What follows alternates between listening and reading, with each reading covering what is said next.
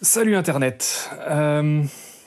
Depuis toujours, nous chérissons les héros. Les histoires de David contre Goliath, de Galilée contre l'obscurantisme, les histoires d'hommes qui se dressent seuls contre une menace infiniment plus grande que lui. Nous avons rendu ces fantasmes aussi réels que possible avec le cinéma, les jeux vidéo, mais aussi dans une certaine mesure l'histoire avec un grand H. Histoire pour laquelle, fort heureusement, nous sommes devenus bien moins dupes que par le passé. Bien moins dupes car la réalité empirique se moque complètement de nos désirs, de nos fantasmes, de notre logique du happy end époustouflant dont Hollywood est devenu le maître conteur. Mais nous avons tous, vous, moi, n'importe qui, une fascination et une envie pressante que ces récits soient la réalité. Et c'est pour cette raison que quand un scénario de ce type se présente et prétend être la réalité, qu'il faut redoubler, voire tripler de prudence. Il faut réussir à s'extraire de ce qu'on voudrait que soit la réalité et, comme je le dis toujours, chercher non pas ce qui va confirmer notre fantasme, notre envie, mais plutôt vérifier s'il n'y a pas des erreurs susceptibles de nous décevoir, des erreurs susceptibles de nous ramener brutalement sur Terre. Cette bonne vieille Terre qui est toujours, je dis bien toujours, plus complexe, plus subtile que ce qu'on s'imagine.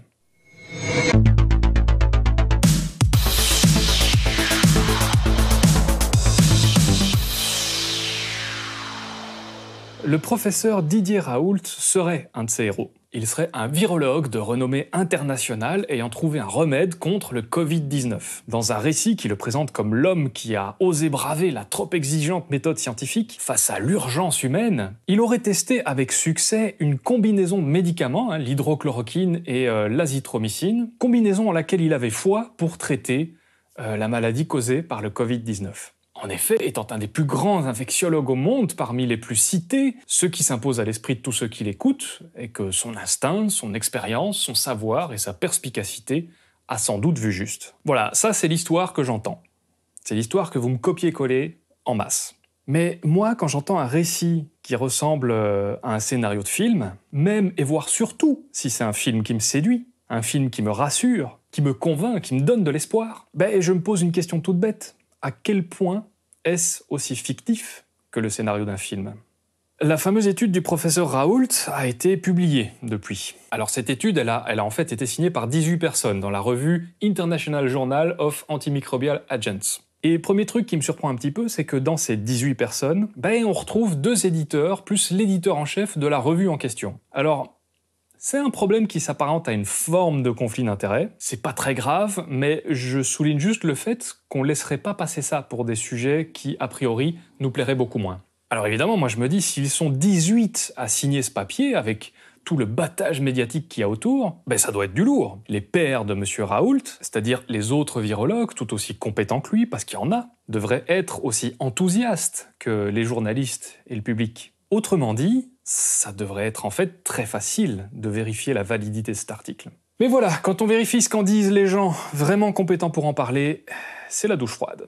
Alors tout d'abord, il faut un petit peu resituer parce que c'est pas la première étude du genre. En août 2014 déjà, on constatait l'action de la chloroquine sur un virus de la même famille que le Covid-19.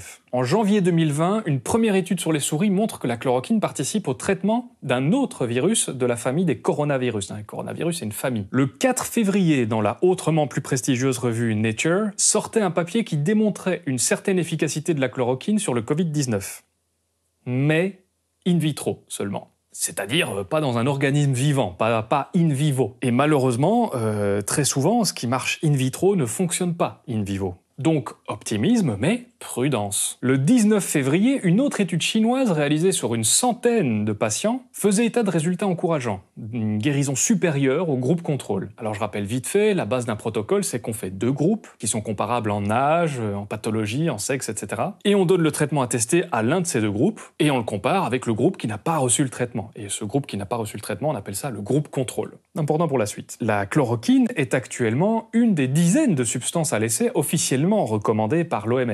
Elle est même dans le top 4 des principes actifs à tester en priorité. Et je pourrais allonger cette liste avec des études de dizaines de pays. Donc la première chose à bien comprendre, c'est que le professeur Raoult n'est pas la chloroquine. Il n'a pas découverte, il n'a pas eu d'illumination, connaît bien cette substance, mais comme beaucoup d'autres avant lui. Donc constitue bien les choses, le professeur Raoult vient simplement de co-signer un 18e d'une étude de plus qui concerne la chloroquine. Alors cette étude, qu'est-ce qu'elle vaut vraiment? Qu'est-ce qu'elle apporte? Qu'est-ce qu'elle a d'utile? Qu'est-ce qu'elle apporte à l'édifice qu'on ne savait pas encore? Est-ce qu'elle confirme d'autres résultats? Eh ben, il suffit de la lire pour se rendre compte qu'il se passe quelque chose de très préoccupant autour de M. Raoult, et vous allez comprendre. Si vous aviez accordé votre confiance au professeur Raoult, mais que vous prétendez être quelqu'un qui a l'esprit ouvert, c'est le moment de prouver que vous êtes capable d'écouter des arguments qui peuvent vous déplaire. Je vous le dis franchement. Alors tout d'abord, posons-nous la question de l'urgence, parce que ça c'est un truc qui revient quand même souvent. Est-ce que l'urgence justifie vraiment qu'on bâcle un peu le travail, qu'on arrondisse les angles, qu'on brûle quelques étapes? Alors, au lieu de se poser la question au pif avec nos a priori, avec nos petites opinions, si on veut vraiment se faire un avis éclairé par la réalité, il y a une astuce très simple, c'est qu'il suffit de comparer. L'urgence n'a en tout cas aucunement freiné la rigueur présente dans d'autres études, dans des délais et des conditions comparables, réalisées par d'autres équipes mettant à l'essai d'autres principes actifs potentiellement intéressants, mais dont on ne parle pas. Et franchement, il n'y a aucune raison à ce silence médiatique. L'ami Astronogeek a d'ailleurs sorti un petit thread sur Twitter qui compare ça avec une situation d'urgence dans un avion. Grosso merdo, ce qu'il explique, c'est que si vous êtes dans l'avion et que soudainement vous voyez que vous êtes en train de perdre de l'altitude, il y a deux attitudes possibles. La première, c'est sous la panique, vous essayez très vite de trouver une piste d'atterrissage et vous risquez tout simplement de vous cracher dans un arbre et fin de partie. La seconde attitude possible, c'est de suivre la procédure. Et la procédure, c'est une checklist complète qui nous permet, dans la grande majorité des cas, de nous en sortir. Alors, s'asseoir sur la procédure, ça peut être très dangereux. Donc désolé, mais non, l'urgence ne justifie pas qu'on outrepasse les méthodes. Parce que non seulement celles-ci n'ont pas été un frein pour tous les autres scientifiques, mais en plus, elles servent précisément à optimiser nos chances dans un cas de figure comme celui-ci. Si vous voulez, c'est pas comparable au code de la route où pour aller un petit peu plus vite, vous allez griller un feu rouge, mais c'est pas grave parce que vous avez regardé à gauche et à droite et il n'y avait personne. Ça n'a rien à voir. Alors, premier problème, à la lecture des chiffres, la méthode employée par Raoult et son équipe pour mesurer la charge virale, c'est-à-dire mesurer la quantité de virus présent, voire même mesurer si le virus est présent, donc si la personne est réellement atteinte du Covid-19, ce qui, on en conviendra, dans ce genre d'étude doit être fait avec le plus grand soin, vu qu'on veut savoir, si on sait faire en sorte qu'il soit plus présent, ce virus. Cette méthode de mesure donne des résultats incohérents sur l'ensemble des sujets. C'est-à-dire qu'ils testent les sujets tous les jours, et encore, ils le font pas tous les jours, mais on va y revenir. Un jour, le gars est négatif, le lendemain, il est positif, puis le lendemain, il est renégatif. Et comme je le disais, certains jours, pour une raison incompréhensible, le sujet n'est même pas testé. La moindre des choses qu'on peut déduire de tout ça, c'est que le hasard va donc jouer déjà un très grand rôle dans la détection de la présence du virus. Donc pour savoir si la personne est encore malade, il y a déjà énormément de hasard qui entre en jeu. Ensuite, on a le groupe qui a reçu le traitement. Il était composé de 20 personnes. Ces 20 personnes ont été comparées à un autre groupe contrôle de 16 personnes, qui n'ont donc pas reçu le traitement. Petit problème, ce groupe contrôle était situé dans un autre hôpital, donc bénéficiant d'une autre qualité de soins, sans aucune garantie que les protocoles étaient les mêmes et étaient menés avec la même rigueur. Est-ce que c'est bien rigoureux de comparer des patients traités à la chloroquine dans un des meilleurs hôpitaux d'infectiologie d'Europe avec des patients situés dans des hôpitaux classiques qui sont débordés par la situation causée par le Covid-19? Des patients qui en plus n'ont pas, donc dans le groupe contrôle, ils n'ont pas un âge statistiquement le même que le groupe des gens traités, alors qu'on sait que l'âge joue un rôle énorme dans cette maladie. Je vais encore dire les choses gentiment, on ne peut donc pas écarter l'impact hasardeux de ces facteurs sur les conclusions avancées. Je vais reformuler pour que vous compreniez bien. Il est pratiquement impossible que ces facteurs n'aient pas biaisé le résultat final. Et puis aussi, comme beaucoup l'ont dit, 20 personnes, c'est très peu. C'est mieux que rien, mais c'est très peu. Là aussi, le hasard joue un grand rôle. Plus il y a de patients, plus les différences se lissent, s'équilibrent, et donc plus le résultat est fiable. A contrario, moins il y a de patients, plus il y a de chances que le hasard joue un rôle. Je vais vous donner un exemple. Si je veux savoir quel est l'âge moyen de la population de ma ville, si je ne prends que 20 personnes au hasard, je risque très fort d'avoir pris un échantillon qui n'est pas représentatif de ma ville. Alors que si j'en prends 200, j'obtiendrai un chiffre qui se rapprochera un peu plus de la réalité. Donc ça, c'est vraiment les bases de la statistique. Moi, ce qui m'inquiète, c'est que quand on dit au professeur Raoult que 20 personnes, c'est peu, voilà ce qu'il répond. C'est contre-intuitif, mais plus l'échantillon d'un test clinique est faible, donc moins il y a de personnes, plus ces résultats sont significatifs. Les différences dans un échantillon de 20 personnes peuvent être plus significatives que dans un échantillon de 10 000 personnes. Et donc, il est en train de nous dire que précisément la chose qu'on essaye d'éviter, en fait, c'est bénéfique. C'est incroyable de dire un truc pareil, parce que c'est évidemment totalement faux. On essaye de supprimer l'intervention du hasard. C'est à ça que ça, presque principalement à ça que sert la science. Donc voilà, sachez que cette phrase inquiète énormément les gens qui sont tout aussi compétents que Monsieur Raoult, c'est pas juste moi. Et je pèse vraiment mes mots. Alors on regrette aussi qu'il n'y ait pas eu de randomisation, ni d'essai contre placebo en double aveugle. Si cette règle est quasiment la norme, c'est également parce qu'elle permet de supprimer une grande partie du hasard. Le hasard, c'est l'ennemi, c'est ce qui induit en erreur. C'est ce qui peut nous faire croire à un faux remède, et même à une fausse maladie. La méthode scientifique, elle sert à l'évacuer le mieux possible. Pour savoir ce qu'est le test en double aveugle, je vous renvoie vers cette courte vidéo qui l'explique très bien. On va pas le répéter à chaque fois. Et alors là, la suite devient très préoccupante. Parce qu'il y a eu 4 abandons en cours d'études qui ont été sciemment exclus des résultats. Et donc qui modifient les conclusions. Quand je fais une moyenne statistique, si je retire des chiffres qui font baisser la moyenne, forcément ma moyenne elle va monter. 3 personnes ont été transférées en soins intensifs, 2 personnes ont arrêté le traitement avant la fin du suivi, et 1 personne qui recevait le traitement est, tenez-vous bien, décédée, au 3e jour de l'essai. Encore une donnée qui aurait modifié les conclusions vers un résultat beaucoup moins flatteur. Mais ils ont sciemment décidé, sans justification, de ne pas compter une personne qui a reçu le traitement et qui est morte. Sur un échantillon si petit, ça pèse. Et donc tout ça, c'est une attitude très inquiétante. Je le disais, il manque des données d'analyse des patients sur certains jours. Et comme ils sont peu nombreux, ces données manquantes, suivant le chiffre dont on ne dispose pas, ils pourraient à elles seules complètement inverser le résultat de l'étude. Par exemple, si je vous dis que toute la semaine, je suis arrivé à l'heure au travail, mais que j'omets de dire que le mardi et le jeudi, je suis arrivé avec 3 heures de retard, est-ce que je peux vraiment prétendre que je suis quelqu'un de ponctuel ? Vous voyez un peu le principe ? Alors on n'a pas non plus d'études sur l'interaction entre l'azithromycine et l'hydroxychloroquine. On sait donc littéralement pas ce qu'on est en train d'injecter à ces gens, alors que ce sont des substances qui sont loin, très loin d'être anodines. Il y a des effets secondaires qui peuvent entraîner une accélération des rythmes cardiaques, je vous épargne les termes un peu sophistiqués, puis évidemment l'arrêt total du cœur, voilà, ça c'est ce qui est connu de ces produits, ça peut vous donner ça au cœur.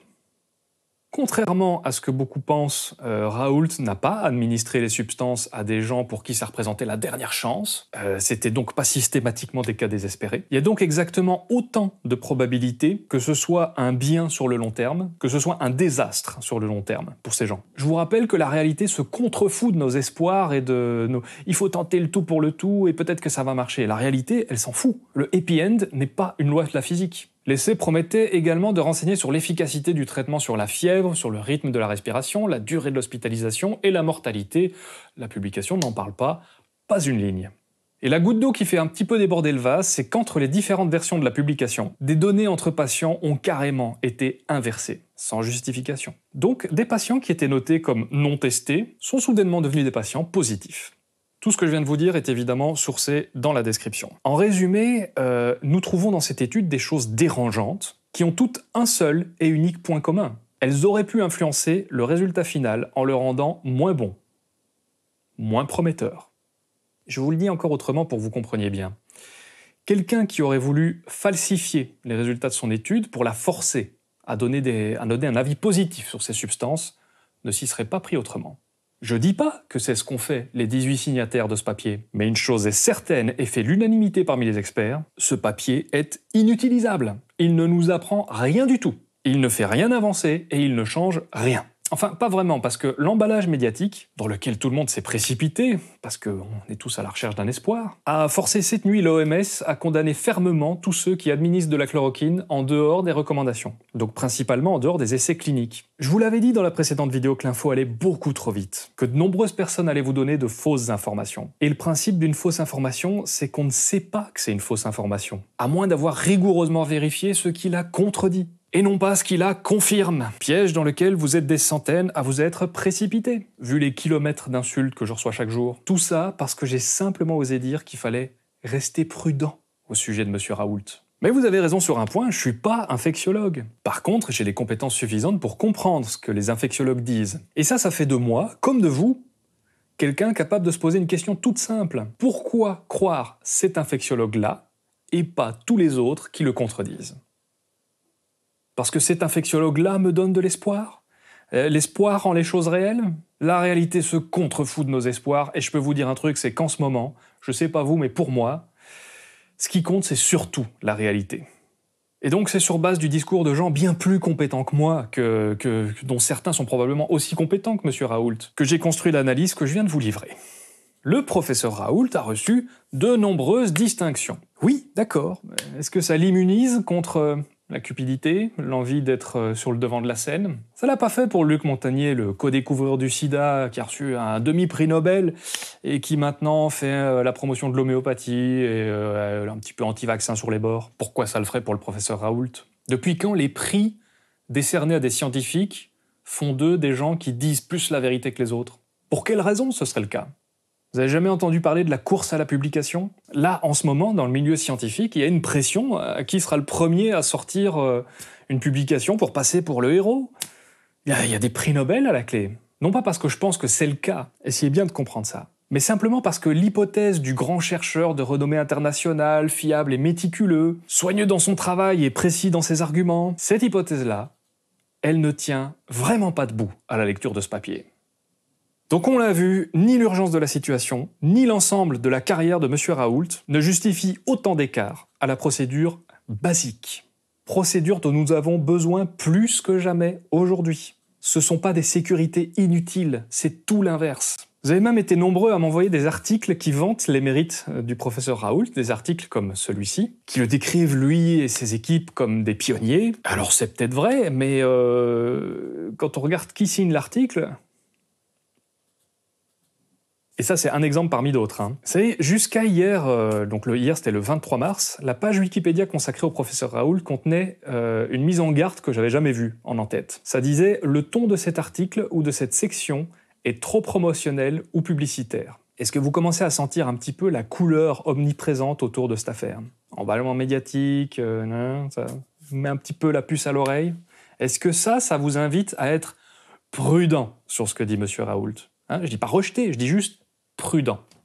Évitez de prendre parti. On n'a pas assez de recul. Prudence.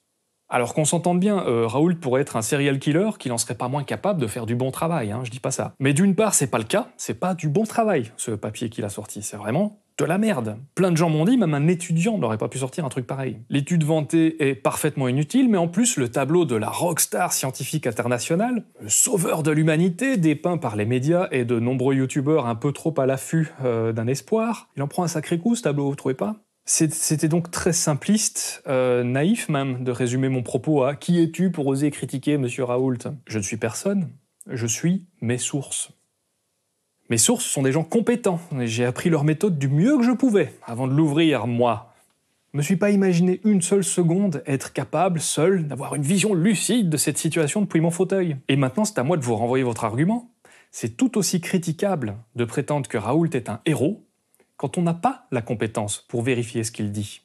Là où sans méthode, on a tous un peu tendance à vérifier si c'est vrai, à écouter tout ce qui confirme, à encenser, etc., on devrait tous au contraire chercher l'erreur. Et ce n'est qu'en échouant à trouver de quoi douter qu'on peut s'autoriser l'optimisme. On appelle ça la prudence épistémique. La prudence vis-à-vis de la façon dont on croit qu'une chose est vraie. Si ça fait 5 ans que je vous bassine sur cette chaîne avec cette méthode, c'est parce qu'elle a un sens. Donc, en conclusion, la chloroquine est peut-être le remède miracle, la probabilité est très élevée, mais le professeur Raoult n'est pas, à ce stade, son prophète. J'en ai fait l'annonce, je suis en confinement avec ma femme, qui en est à son 9e jour de symptômes. Alors, c'est juste une haute suspicion de Covid-19. Les tests étant réalisés en très petit nombre, on n'a aucune certitude en fait. Hier et aujourd'hui, son état s'est bien amélioré et elle a pu prendre le relais pour s'occuper ponctuellement de notre fille de 20 mois. Tout ça afin que je compile les informations que j'avais mis de côté et que je puisse rédiger ce script jusque tard dans la nuit hier soir. Merci du fond du cœur à tous ceux qui nous ont envoyé des messages de soutien, vraiment, merci. Face à la haine qui s'est déferlée sur moi, vos soutiens m'ont été très précieux. Ah non mais Raoult, il faut pas y toucher, hein, c'était... Donc je vous le disais, jusqu'ici, ses symptômes sont supportables, elle est très courageuse et je tiens à lui dire à travers cette vidéo à quel point je l'admire pour son courage. C'est très gênant parce qu'en fait elle est à côté de moi. Face à... du coup elle tousse. Face à cette maladie dont la plus grande souffrance a été pour nous la peur qu'elle engendre.